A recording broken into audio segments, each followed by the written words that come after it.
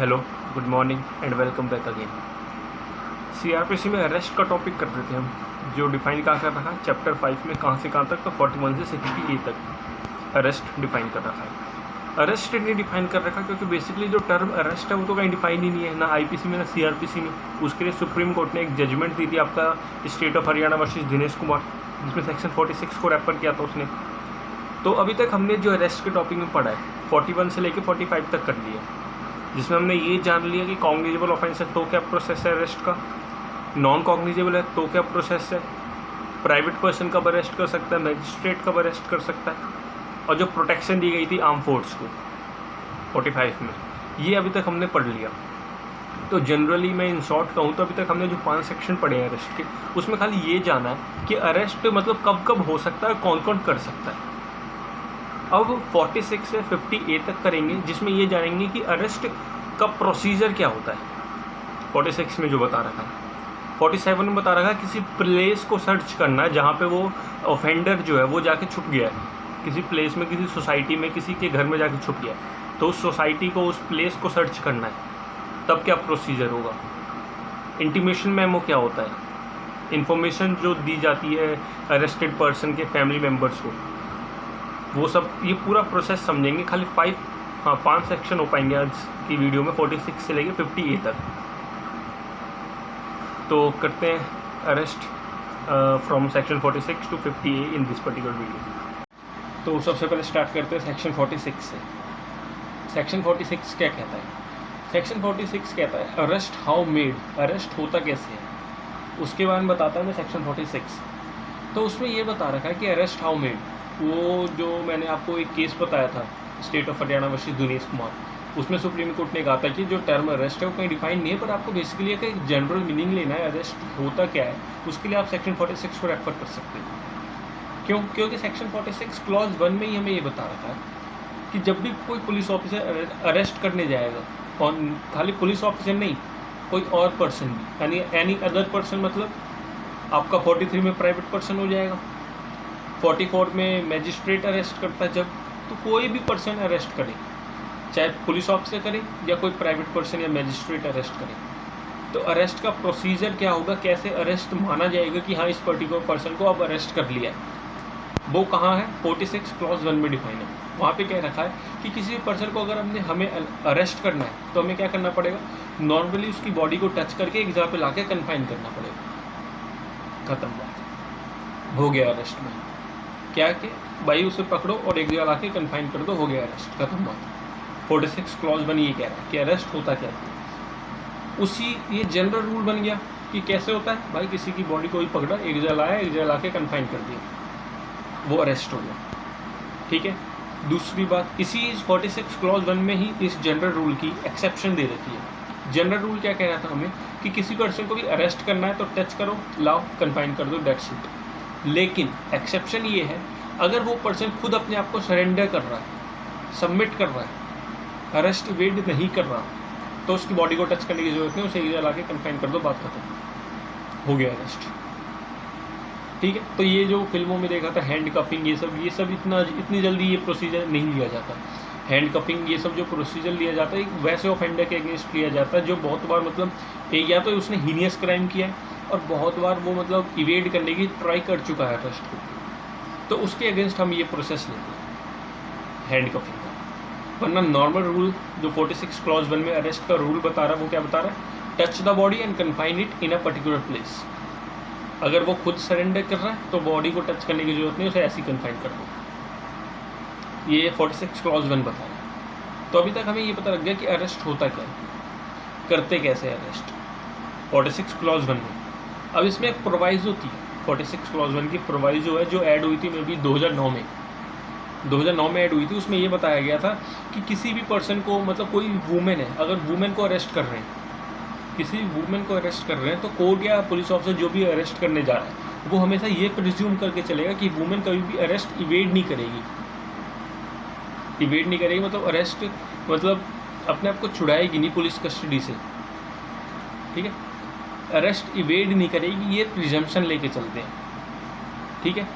तो arrest evade नहीं करेगी, और किसी भी वुमेन को अरेस्ट करना है तो एक फीमेल पुलिस ऑफिसर ही अरेस्ट कर सकती है।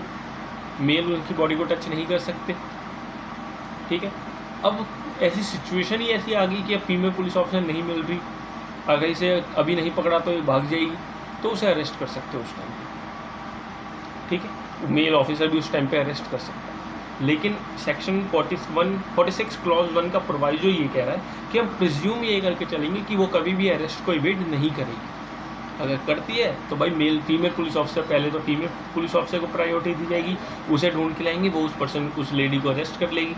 अगर वो नहीं मिलती, कुछ सिचुएशन ऐसी है, तो उस लेडी को उसी टाइम मेल पुलिस ऑफिसर भी अरेस्ट कर सकता है, पर प्रायोरिटी फीमेल की दी जाएगी, फीमेल पुलिस ऑफिसर अरेस्ट, ठीक है। 46 क्लॉज 1 प्रोवाइजो हो गया। इसका प्रोवाइजो आया कब था? तो 2009 में आया था भाई। अब 46 क्लॉज 2 बताता है भाई 46 क्लॉज 1 में हमने अरेस्ट कर लिया, बॉडी को टच किया, लाके कन्फाइन कर दिया, हो गया भाई अरेस्ट खत्म। अब जब हमने अरेस्ट कर लिया, उसके बाद जिस पर्सन को अरेस्ट किया है, अरेस्टेड पर्सन वो इवेड कर रहा है अरेस्ट को, हाँ, भागने की ट्राई कर रहा है पुलिस कस्टडी से, तब क्या प्रोसेस होगा? तो 46 क्लॉज 2 इससे डील करता है कि जब भी कोई अरेस्टेड पर्सन इवेड करने की ट्राई करता है अरेस्ट को, तो जो पुलिस ऑफिसर है वो जो मीन्स यूज़ करना चाहे उसको अरेस्ट करने के लिए दोबारा, वो यूज़ कर सकता है।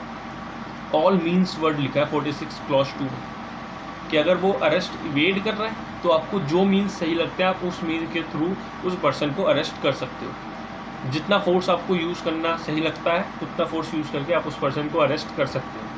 46 क्लॉज 2 ये कह रहा है कि आपने अरेस्ट इवेड किया तो पुलिस ऑफिसर या प्राइवेट पर्सन के पास राइट है, वो जितना भी परमिसेबल या जितना भी उसे सही फोर्स लगता है उतना यूज़ करके उस पर्सन को दोबारा पकड़ सकता है। अब उतना फोर्स यूज़ करके पकड़ सकता है, इसका मतलब ये नहीं है कि उसकी डेथ कॉज कर दोगे। इसके बारे में क्लॉज 3 हमें बता रहा है। क्लॉज 3 ये कह रहा है कि भाई आपको हमने क्लॉज 2 में पावर दे दी कि जो मीन्स आपको सही लगता है आप वो यूज़ कर लो। इसका मतलब ये नहीं आप डेथ कॉज कर दोगे। 46 क्लॉज 3 ये कहता है, वो कहता है कि उस ऑफेंस में हम डेथ कॉज नहीं कर सकता पुलिस ऑफिसर। कब? कौन से ऑफेंस में? जिसकी पनिशमेंट डेथ, लाइफ इम्प्रिजनमेंट है। मतलब अरेस्टेड पर्सन ने कोई ऐसा ऑफेंस कमिट नहीं किया जिसकी पनिशमेंट डेथ है, लाइफ इम्प्रिजनमेंट है। अगर ऐसा ऑफेंस कमिट नहीं किया तो उसकी जब वो अरेस्ट इवेड करेगा तो जो हमें क्लॉज 2 में पावर दे रखी है पुलिस ऑफिसर को कि सारे मीन्स यूज़ कर सकते हैं, वो हर किसी रिस्ट्रिक्शन लगा दी क्लॉज 3 में कि सारे के सारे मीन्स यूज़ कर लो, पर डेथ कॉज नहीं कर सकता उसे। ये नहीं कि उसने कोई छोटा मोटा ऑफेंस किया है जिसकी पनिशमेंट डेथ या लाइफ इम्प्रिजनमेंट नहीं है, उसने हल्का सा इवेड किया अरेस्ट को, आपने गोली मार के सीधा उसकी डेथ कॉज कर दी। नहीं, यहाँ पे आप बाउंड हो जाओगे under section 220 of Indian penal code. Misuse of power किया है आपने, अल्ट्रा वायरस जाके कोई एक्ट किया, अपने पावर से हट के कोई एक्ट किया, क्योंकि आपकी पावर खाली उसको अरेस्ट करके अगर वो इवेड कर रहा है तो परमिसेबल मीन्स यूज़ करो जो तुम्हें सही लगता है और उसके बाद उसे अरेस्ट करो, लेकिन डेथ कॉज नहीं कर सकते। डेथ कॉज जो करनी है वो तभी कर सकते हो जब उस पर्सन ने कोई ऐसा ऑफेंस कमिट किया जिसकी पनिशमेंट डेथ या लाइफ इम्प्रिजनमेंट है। तो 46 क्लॉज 1 में अरेस्ट कैसे होता है वो पता लग गया, उसकी एक्सेप्शन पता लग गई, प्रोवाइजो में फीमेल के रिगार्डिंग पता लग गया। क्लॉज 2 में हमें पता लग गया कि इवेड कर रहा है तो सारे मीन्स यूज़ कर सकते हैं। क्लॉज 3 हमें बता रहा है सारे मीन्स यूज़ कर सकते हो पर डेथ कॉज नहीं कर सकते। कौन से ऑफेंस पे? जब उसने कोई ऐसा ऑफेंस नहीं कमिट किया जिसकी पनिशमेंट डेथ या लाइफ इम्प्रिजनमेंट है। अब क्लॉज 4 क्या कह रहा है? 46 क्लॉज 4 क्लॉज 4 2005 में ऐड हुआ था। 46 क्लॉज 4 2005 में ऐड हुआ था। वो ये कह रहा है कि किसी भी पुलिस कोई भी मतलब फीमेल है उसको कोई भी पुलिस ऑफिसर अरेस्ट नहीं कर सकता आफ्टर सनसेट बिफोर सनराइज। इस टाइम पीरियड में सनसेट के बाद और सनराइज से पहले उसे अरेस्ट नहीं किया जा सकता। ये हमें 46 क्लॉज 4 कह रहा है जो 2005 में ऐड हुआ था, ठीक है। लेकिन इसकी भी एक्सेप्शन है। अब ऐसी कोई सिचुएशन स्टार्ट आ गई, ऐसी कोई सर्कमस्टांस क्रिएट हो गई कि अब उसे अरेस्ट करना जरूरी है, नहीं किया तो रात ही रात में वो देश भी छोड़ के जा सकती है फीमेल ऑफिसर, फीमेल जो है। तो उसको कोई फीमेल पुलिस ऑफिसर अरेस्ट कर सकती है after taking permission of judicial magistrate first class. JMIC की परमिशन ले लो, उसके बाद उस लेडी को आप सनसेट और सनराइज के बीच में भी अरेस्ट कर सकते हो। अदरवाइज जनरल रूल क्लॉज 4 में यही कह रहा है कि सनसेट और सनराइज के बीच में आप अरेस्ट नहीं कर सकते किसी भी फीमेल। लेकिन एक्सेप्शन है कि सिचुएशन ऐसी है, अरेस्ट करना नेसेसरी है, तो आप JMIC की परमिशन ले लो। अरेस्ट कर कौन सकता है परमिशन के बाद भी? कोई फीमेल पुलिस ऑफिसर ही कर सकते हैं, उसके अलावा कोई नहीं कर सकता। और JMIC कौन से एरिया का JMIC होना चाहिए इंडिया में? हर स्टेट में एक अपना, हर स्टेट का हर डिस्ट्रिक्ट में एक JMIC होता है ना? तो कौन से JMIC से परमिशन लेंगे? तो उस JMIC से परमिशन लेंगे जहाँ पे उस लड़की ने ऑफेंस कमिट किया था। कौन सी लड़की ने? जिसका हमने बताया कि उसे अरेस्ट नहीं कर सकते सनसेट और सनराइज़ के बीच में। जहाँ उस लड़की ने ऑफेंस कमिट किया था या फिर जहाँ उसे अरेस्ट करना है, इन दोनों प्लेस के जो JMIC होंगे उनकी परमिशन से हम उसे अरेस्ट कर सकते हैं। ये हमें कह रहा है सेक्शन 46 क्लॉज 2।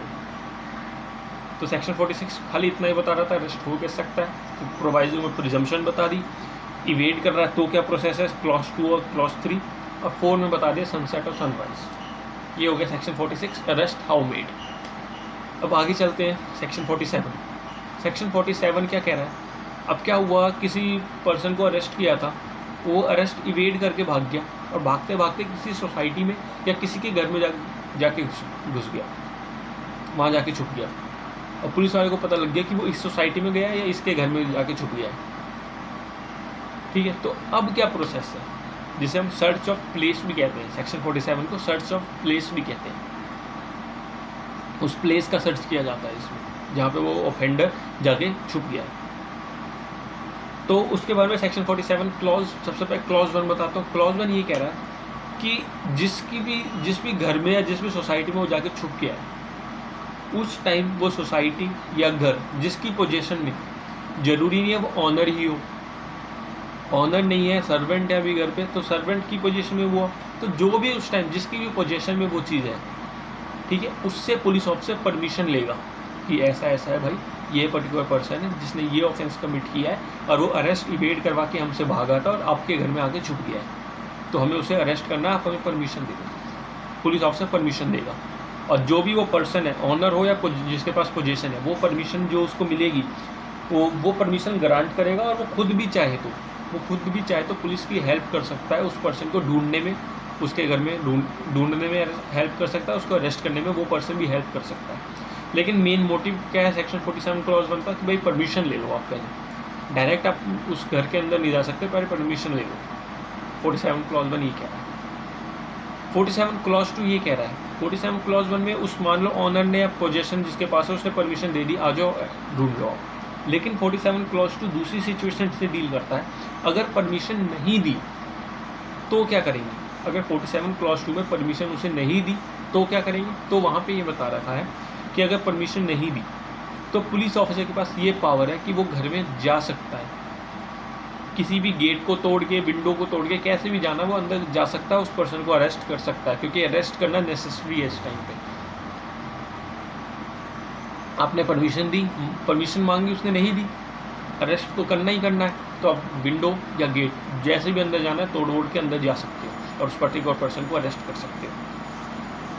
ठीक है, इसका प्रोवाइजो है 47 क्लॉज 2 में एक प्रोवाइजो है जो ये कहता है कि कोई पर्दानसी लेडी है, अब मान लो कोई ऑफेंडर था, उसको अरेस्ट कर रखा था पुलिस ऑफिसर ने, और वो अरेस्ट इवेड करके भाग के किसी ऐसे घर में जाके घुस गया जहाँ पे एक पर्दानसी लेडी रहती थी। पर्दानसी लेडी वो लेडी होती है मतलब जिसको सोसाइटी या उनका कल्चर बाहर मतलब समाज में आने को अलाउ नहीं करता, सोसाइटी में आने के लिए अलाउ नहीं करता, उनका रिलीजन या उनका कल्चर उन्हें ये अलाउ नहीं करता, उन्हें कहते हैं पर्दानसी लेडी। ठीक है, अब वो जो ऑफेंडर था उस लेडी के घर में घुस गया, चाहे वो ऑनर है या उसके पास पोजीशन है,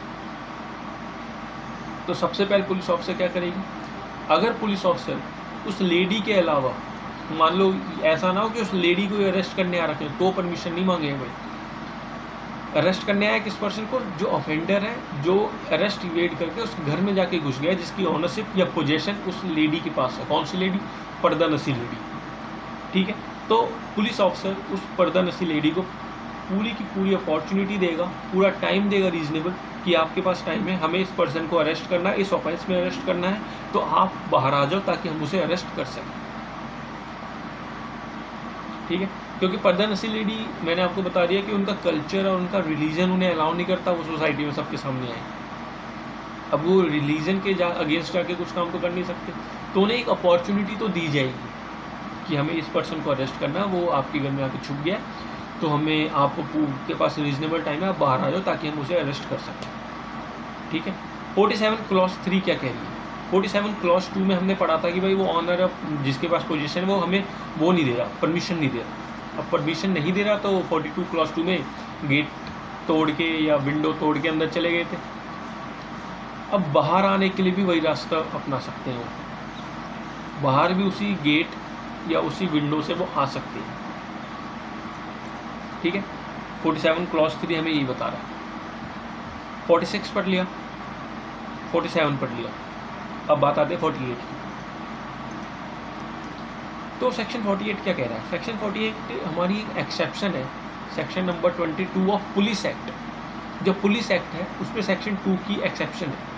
वो कहता है कि अगर वारंट इशू हुए किसी पर्सन के अगेंस्ट तो पुलिस ऑफिसर उसे बियॉन्ड जुरिडिक्शन जाके अरेस्ट नहीं कर सकता।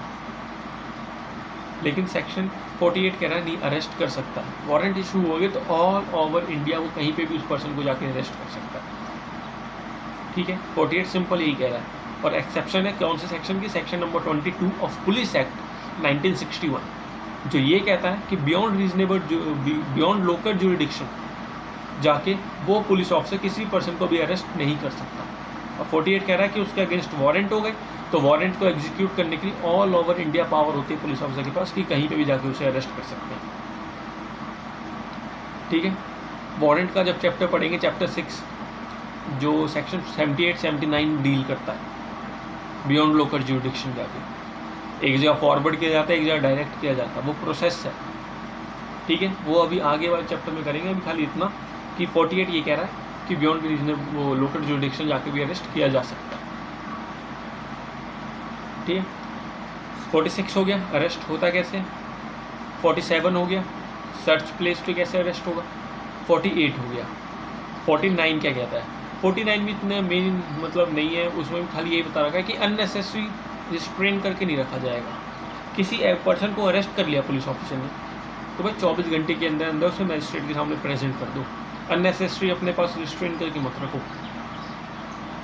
ठीक है। 24 घंटे के अंदर उसे मजिस्ट्रेट के सामने प्रेजेंट कर दो। 49 ये कहता है सिंपल। और 24 घंटे में वो टाइम एक्सक्लूड होगा जो टाइम उसे पुलिस स्टेशन से कोर्ट में ले जाने में लगा, जो भी जर्नी टाइम लगा है वो एक्सक्लूड होगा उन 24 घंटों में से। लेकिन मेन मोटिव क्या है सेक्शन 49 का कि अननेसेसरी रिस्ट्रेन नहीं होना चाहिए। तुमने अरेस्ट कर लिया, वेरी गुड, अब 24 घंटे के अंदर अंदर उसे प्रेजेंट कर दो भाई। आगे का प्रोसेस बाद में है कि इन्वेस्टिगेशन अभी नहीं हुई है तो और टाइम चाहिए, पुलिस कस्टडी चाहिए, उसके बाद वो सब सेक्शन 167 में चला जाएगा, चैप्टर 12 में चला जाएगा। वो आगे का प्रोसेस है, वो आगे करेंगे तब पता लगेगा। लेकिन अभी खाली इतना कि 24 घंटे के अंदर अंदर प्रेजेंट कर दो उसे। ठीक है। 49 हो गया। अब सेक्शन 50 क्या कहता है?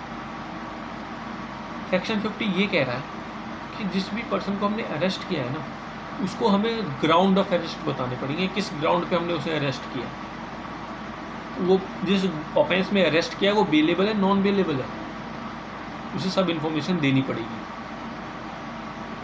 बेलेबल होगा तो बेल ले सकता है, ये सब इन्फॉर्मेशन देनी पड़ेगी सेक्शन 50 में। उसका सेक्शन 50A क्या कहता है? वो इंटीमेशन मेमो की बात करता है जो ऐड हुआ था। सेक्शन 50A ऐड कैसे हुआ था? DK बासु का केस हुआ था, DK Basu versus state of West Bengal. DK Basu case मतलब बहुत इंपॉर्टेंट केस है पूरे अरेस्ट के चैप्टर में।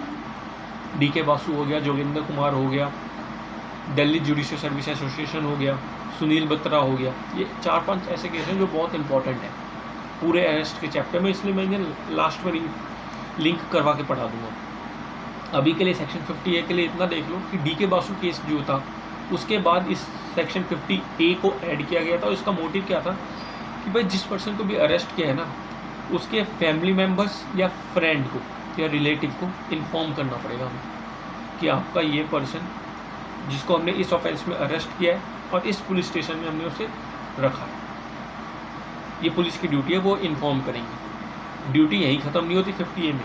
आपने इन्फॉर्म कर दिया तो आपको एक डायरी में लिखना पड़ेगा कि इस पर्सन के हमने इस फैमिली मेम्बर को इन्फॉर्म किया है या इस फ्रेंड को इन्फॉर्म किया है। और वो डायरी जब सेक्शन 49 में 24 घंटे के अंदर अंदर प्रेजेंट करेंगे तो मैजिस्ट्रेट वो डायरी मंगा सकता है कि भाई मेरे को डायरी दिखाओ तुमने किसको इंटीमेट किया। किसको बताया कि हमने इस पर्सन को अरेस्ट किया है, कौन से फैमिली मेम्बर को बताया, वो डायरी लिखे। इससे वो डायरी प्रिपेयर करनी ज़रूरी हो जाती है। तो ये था आज के लिए सेक्शन 46 से 50A तक। एक बार समअप कर देता हूँ। सेक्शन 46 कुछ नहीं कह रहा भाई, सिंपल आपको ये बताया अरेस्ट कैसे हो सकता है। अरेस्ट कैसे हो सकता है, कन्फाइन कर लो, टच करके एक जगह लाके कन्फाइन कर दो, खत्म बात। क्लॉज 1 में एक्सेप्शन बता दी, अगर खुद सरेंडर कर रहा है तो टच करने की जरूरत नहीं है। प्रिजम्पशन ऐड हुई थी 2009 में ऐड हुई थी, जिसमें मैंने बताया था कि फीमेल को हमेशा हम ये एज्यूम करके चलेंगे कि ये प्रिज्यूम करके चलेंगे कि वो हमेशा अरेस्ट में मतलब सपोर्ट करेगी, कभी इवेड नहीं करेगी। लेकिन अगर इवेड करती है तो उसे अरेस्ट कर सकते हैं, और कौन अरेस्ट करेगा, खाली फीमेल पुलिस ऑफिसर करेगी। अगर पॉसिबल नहीं है उस टाइम तो कोई मेल भी कर सकता है, ठीक है। क्लॉज 2 क्या कह रहा था, अगर कोई ऑफेंडर अरेस्टेड पर्सन इवेड करके भागता है अरेस्ट को, तो पुलिस ऑफिसर के पास पावर है ऑल मीन्स यूज़ कर सकते हैं। ऑल मीन्स मतलब रीजनेबल मीन्स, जो नॉर्मल प्रूडेंट मैन उस टाइम पे यूज़ करता।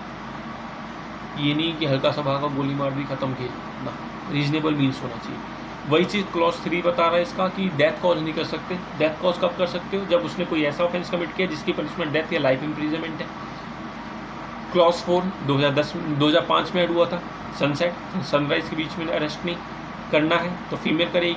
कब करेगी, परमिशन ले लो JMIC से। सेक्शन 46 खत्म। 46 में आ जाओ कि अरेस्ट इवेड करके भाई भाग गए थे, किसी सोसाइटी में जाके घुस गए हैं या किसी के घर में जाके घुस गए हैं। अब घुस गए हैं तो भाई पहले सबसे पहले परमिशन लो, जो जिसके पास पोजीशन है, जो भी घर के अंदर है या जो ऑनर है।